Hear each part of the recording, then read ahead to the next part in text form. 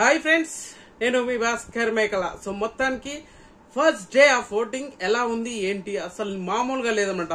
Morning చూసుకుంటే ఒక range information ఉంటే ఈవినింగ్ వచ్చేసరికి మొత్తం కంప్లీట్ గా ఏందిరా ఏం జరుగుతుందిరా బిగ్ బాస్ లో అన్నట్టుగా తయారైంది అనమాట.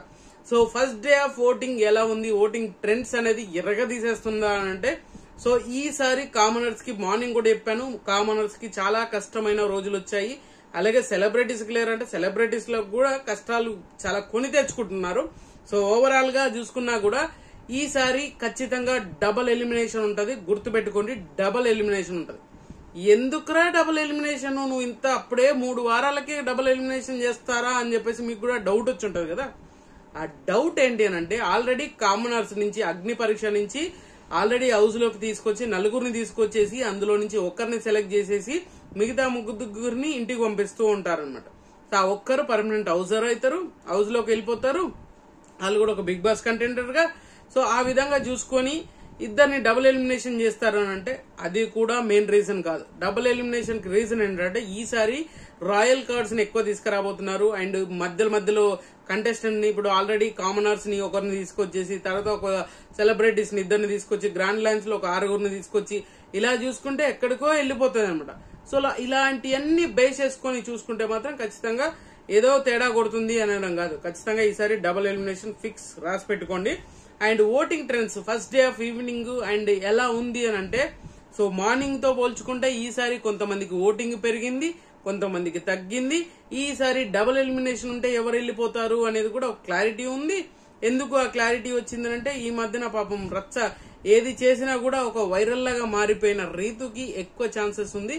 అండ్ ఇంకొకటి ఏంటంటే, ఈసారి కామనర్స్ లో ఒకరు వెళ్ళిపోతున్నారు, సెలబ్రిటీలో ఒక్కరు వెళ్ళిపోతారా, లేదు కామనర్స్ నుంచే ఇద్దరు వెళ్ళిపోతారా, అది బిగ్ బాస్ చేతిలో ఉంటది.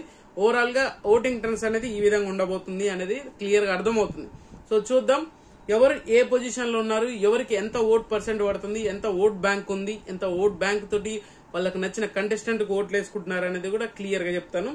అండ్ అంతకంటే ముందు మీరు చేయాల్సింది ఏంటి, ఒక లైక్ వేసుకోండి అండ్ ఖచ్చితంగా వీడియో ఎండ్ వరకు చూసే ప్రయత్నం చేయండి. అండ్ ఇంకొకటి ఏంటంటే హైప్ అనే బటన్ ఉంది కదా, అది ఒకసారి క్లిక్ చేస్తే మనకు కొంచెం వీడియో పుష్ అవుతుంది. అండ్ మీకు నచ్చితే సబ్స్క్రైబ్ చేసుకోవడం అయితే మర్చిపోకండి. సో రాము రాథోడ్కి మార్నింగ్ చూసుకుంటే 28% ఉంది, ఇప్పుడు చూసుకుంటే 30% ఉంది. సో 30% చేసేంత మనోడిది ఏమన్నా ఇంపాక్ట్ చూపిస్తుందా, 30% ఓటింగ్ పడేంత ఇంపాక్ట్ చూపిస్తుందా అంటే ఖచ్చితంగా గుర్తు పెట్టుకోవాల్సింది మనోడిలో ఇంపాక్ట్ కాదు. ఇక్కడ ఏం జరుగుతుంది అంటే, అట్లీస్ట్ నామినేషన్ లో కొంతమంది పేర్లు చెప్పగానే వాళ్ళని ఎలిమినేట్ చేయండి అంటారు. అలాంటి హేటర్స్ అందరూ ఖచ్చితంగా వీళ్ళకి మాత్రం ఓట్లు వేస్తున్నట్టుగా అనిపించింది. అండ్ ఇంకోటి ఏంటంటే, సెలబ్రిటీస్ లో ఎక్కువ ఓట్ బ్యాంక్ ఉన్న వాళ్ళు, ఇప్పుడు బర్నీ గారు ఉన్నారు, బర్నీ గారికి రాముకి మంచి ర్యాప్ ఉంది. ఆ విధంగా కొంచెం ఓట్ పర్సెంటేజ్, ఓట్ బ్యాంక్ పెరిగే ఛాన్సెస్ ఎక్కువగా ఉంటది. ఇలాంటివన్నీ క్యాలిక్యులేషన్ చేసుకొని చెప్పుకుంటే మాత్రం సో మనోడు 30% తోటి టాప్ పొజిషన్ లీడ్ చేస్తున్నాడు. అండ్ మార్నింగ్ కి ఇప్పటికి 2% డిఫరెన్సెస్ అయితే ఉంది.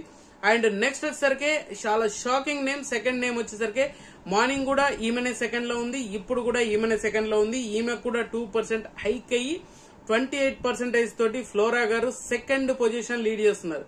కానీ ఫ్లోరా లక్ ఏంటంటే మామూలుగా నక్కందుకు వచ్చిందిరా అనుకుంటు. ఈ కామనర్స్ చేసే ఘనకార్యాలకి, కామనర్స్ చేసే రచ్చకి ఆటోమేటిక్ గా ఈమెకైతే దారుణంగా ఓట్ బ్యాంక్ కొడుతుంది. అండ్ నాకు తెలిసినంత వరకు సెలబ్రిటీస్ నుంచి సంజన గారి ఓటింగ్ అవని, సుమన్ శెట్టి గారి ఓటింగ్ అని, అండ్ మన ఇమాన్యుయల్ ఓటింగ్ అని ఈమెకు స్ప్లిట్ అయ్యే ఛాన్సెస్ ఎక్కువగా ఉంది. ఈమెకి ఎక్కువగా సపోర్ట్ చేసే వాళ్ళు ఎక్కువగా ఉండొచ్చు. ఎందుకంటే వాళ్ళ ముగ్గురి నుంచి కొంచెం వరకు ర్యాప్ మెయింటైన్ అవుతుంది, కొంతవరకు ఆ సెలబ్రిటీస్ హోదాలో ఆల్మోస్ట్ ఇక్కడ మిగతా వాళ్ళను ఎలిమినేట్ చేయాలని ఫ్లోరాకి తక్కువ పడుతుంది అని చెప్పేసి ఫ్లోరాకి ఎక్కువ వేసే వాళ్ళు కూడా ఉండొచ్చు. బట్ ఇది ఒక రీజన్. సో 28% తోటి టాప్ పొజిషన్, టాప్ 2 లో ఉంది అనమాట. అండ్ తర్వాత వచ్చేసరికి టాప్ 3 వచ్చేసరికి మాత్రం మళ్ళీ మన ఎవరు హరీష్ గారు ఉన్నారు. హరీష్ ఏంటి అంటే, మార్నింగ్ కి ఇప్పటికి ఓట్ బ్యాంక్ అనేది తగ్గింది.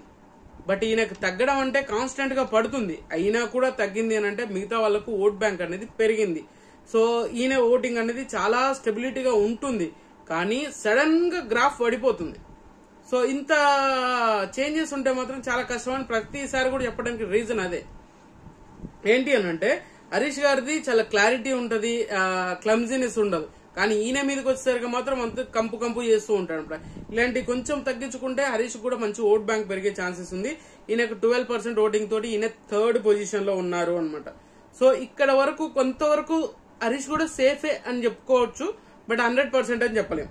సో తర్వాత వచ్చేసరికి మాత్రం కళ్యాణ్ ఉన్నాడు. ఆర్మీ కళ్యాణ్ మీద కామనర్స్ నుంచి ఎక్కువ ఓట్ బ్యాంక్ ఉన్న పర్సన్ ఎవరన్నా ఉన్నారు అని అంటే అది పవన్ కళ్యాణ్. సో పవన్ కళ్యాణ్ కి ఆ రేంజ్ ఓటింగ్ ఉంది, అయినా కూడా మనోడు ఈసారి ఇంటికి పోతాడా అన్నట్టుగానే అనిపిస్తుంది. ఎందుకనంటే ఈ రేంజ్ ఓటింగ్ ఎక్స్పెక్ట్ చేయలేదు నేనైతే. ఇంకోటి ఏంటంటే ఎక్స్పెక్ట్ చేయకపోవడానికి రీజన్ ఏంటి అని అంటే మనోడు మనం అనుకున్న దానికి రీచ్ అవ్వలేదు. కంటెస్టెంట్ గా ఫెయిల్యూర్ అవుతున్నాడు అండ్ ఒక గేమర్ గా ఫెయిల్యూర్ అవుతున్నాడు. ఎంతసేపు ఆ లవ్ ట్రాక్ లో ఆ సర్టన్ పీపుల్ వరకే నడుస్తున్నాడు. ఇప్పుడు ఎవరు రీతు చౌదరి చుట్టే తిరుగుతున్నట్టుగా అనిపిస్తుంది. పెద్దగా ఎక్కడ కనిపించిన ఫీలింగ్ అయితే ఖచ్చితంగా కనిపించట్లేదు.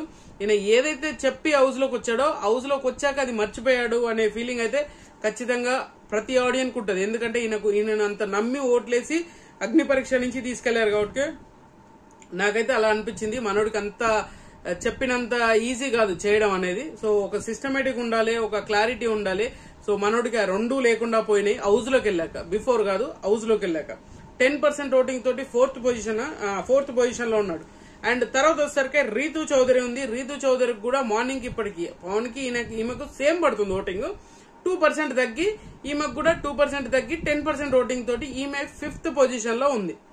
సో 5th పొజిషన్ లో ఉన్న ఈమె ఎలిమినేషన్ కి హైలీ ఛాన్సెస్ ఉంది. హైలీ ఛాన్సెస్ ఎందుకు ఉంది అని అంటే రీతుకి బయట ఎంత నెగిటివిటీ వస్తుందంటే బీభత్సమైన నెగిటివిటీ వస్తుంది. రీసెంట్ గా వీడియోస్ గానీ సోషల్ మీడియాలోనే కాదు మెయిన్ స్ట్రీమ్ మీడియాలో కూడా రచ్చ నడుస్తుంది. ఈమె ఇష్యూ మీదనే బాగా ఫోకస్ అవుతుంది.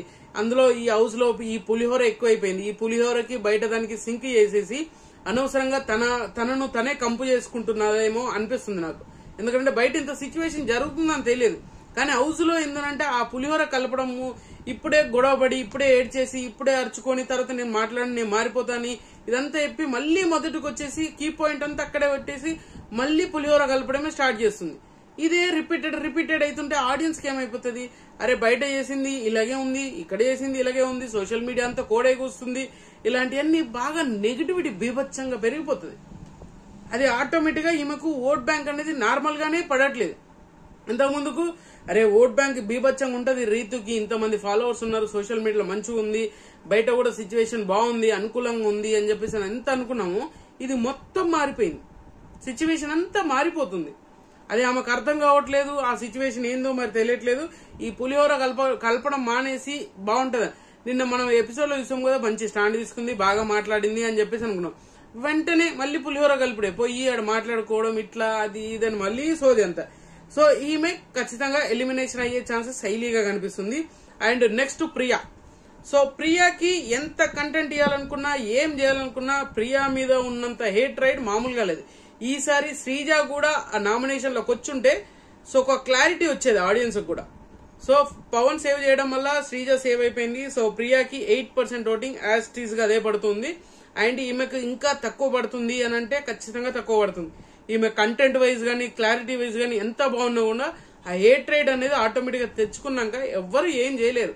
అది మారాలి అని అంటే బీభత్సమైన ఎపిసోడ్ వాడాలి. బీభత్సంగా అంటే వార్ వన్ సైడ్ హౌస్ అంతా ఒకలాగా ఉండి ప్రియా ఒక్కది ఒక సైడ్ ఉంటే మాత్రమే అది పాసిబుల్ అవుతుంది, లేదు అంటే కాదు. ఈసారి డబుల్ ఎలిమినేషన్ ఉంటే ఒకరి అమ్మాయి ఒకరి అబ్బాయి అని అనుకుంటే ఓకే, లేదు ఒక సెలబ్రిటీని ఒక కామనర్ ని ఇద్దరిని ఎలిమినేట్ చేద్దామని అనుకుంటే సో పవన్ కళ్యాణ్ రీతు వెళ్ళిపోయే ఛాన్సెస్ ఉంది. అండ్ రీతు పవన్ కళ్యాణ్ మన ప్రియా వెళ్ళిపోయే ఛాన్సెస్ హైలీగా కనిపిస్తుంది. నాకైతే ప్రియా రీతు వీళ్ళిద్దరే వెళ్ళిపోతారా అనేది నాకు అనిపిస్తుంది. బట్ ఇలా కాకుండా ఉన్నా కూడా పవన్ కళ్యాణ్ అండ్ రీతు నెగిటివిటీ బయట బాగా స్ప్రెడ్ అవుతుంది కాబట్టి ఆ వర్కౌట్ లో పెద్ద ఓటింగ్ డిఫరెన్స్ లేదు కాబట్టి ఆమెను బిగ్ బాస్ కాల్ తీసుకొని కామన్ మ్యాన్ ఇద్దరిని ఎలిమినేషన్ చేసే ఛాన్సెస్ కూడా ఉంది అనమాట. So don't miss it. మీకు నచ్చిన కంటెస్టెంట్ అయితే ఖచ్చితంగా ఓట్లు వేసుకొని ముందుకు తీసుకెళ్ళండి.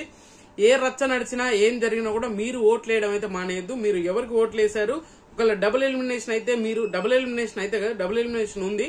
సో మీరు ఎవరు ఎలిమినేట్ అవుతారు అనుకుంటున్నారు అనేది కూడా కింద కామెంట్ చేయండి. సో ఖచ్చితంగా ఈ వీడియో మీకు నచ్చితే లైక్ చేయండి, షేర్ చేయండి, కామెంట్ చేయండి, సబ్స్క్రైబ్ చేయండి మర్చిపోద్దు. అండ్